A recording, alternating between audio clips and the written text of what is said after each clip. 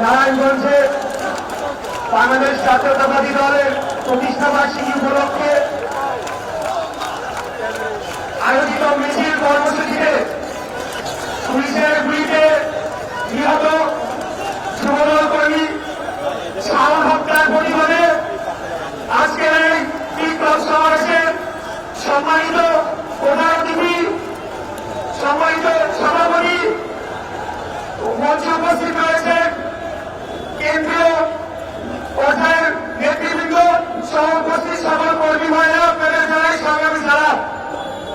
প্রিয় ভাইরা, আমি বলতে চাই শোকের মাস অগস্ট, তাদের কষ্ট আমাদের কষ্ট না।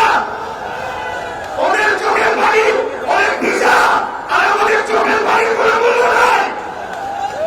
ওদের লোক মারা গেলে সারা মাস আমরা অগস্টে পালন করবো, কিন্তু আমাদের নেতা কর্মীদের যে পাখির মতো নির্বিচারে গুলি করে হত্যা করছে, সেটার জবাব তারা কি দিবে? এই বর্তমান আওয়ামী সরকার তারা এতই রাজনৈতিকভাবে দেউলিয়া হয়ে গিয়েছে, যে ছেলেটি নিহত হয়েছে তার রাজনৈতিক পরিচয় নিয়ে তারা প্রশ্ন তুলছে। আমি বলতে চাই, সে কি বাংলাদেশের নাগরিক না?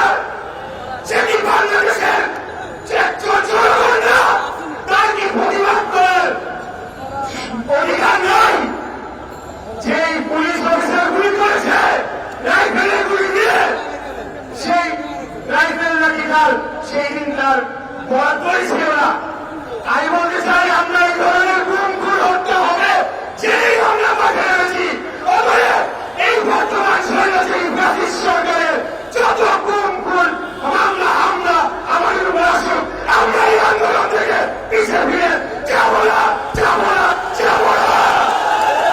আমরা জনগণকে সাথে নিয়ে এই স্বৈরাচারী ব্রিটিশ বাকশালী সরকারকে তাদের অবৈধ ক্ষমতার মসনদ থেকে টেনে হিচড়ে লাথি মেরে যেমনি হোক ধাক্কা দিয়ে দরকার হলে মুক্তিযুদ্ধ করে তাদেরকে এই ক্ষমতার থেকে বিতাড়িত করা হবে এবং জনগণের অধিকার জনগণকে ফিরিয়ে দিয়ে আমরা বাংলাদেশের গণতন্ত্র প্রতিষ্ঠা করবো। এই আশাবাদ ব্যক্ত করে আমি আমার বক্তব্য শেষ করতে চাই। খোদা হাফেজ। ইনশাআল্লাহ আগামী দিনে আন্দোলন সংগ্রামে দেখা হবে রাজপথে।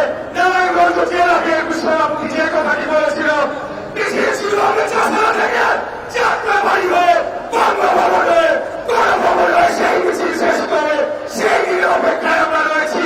আপনাদের সবাইকে বলব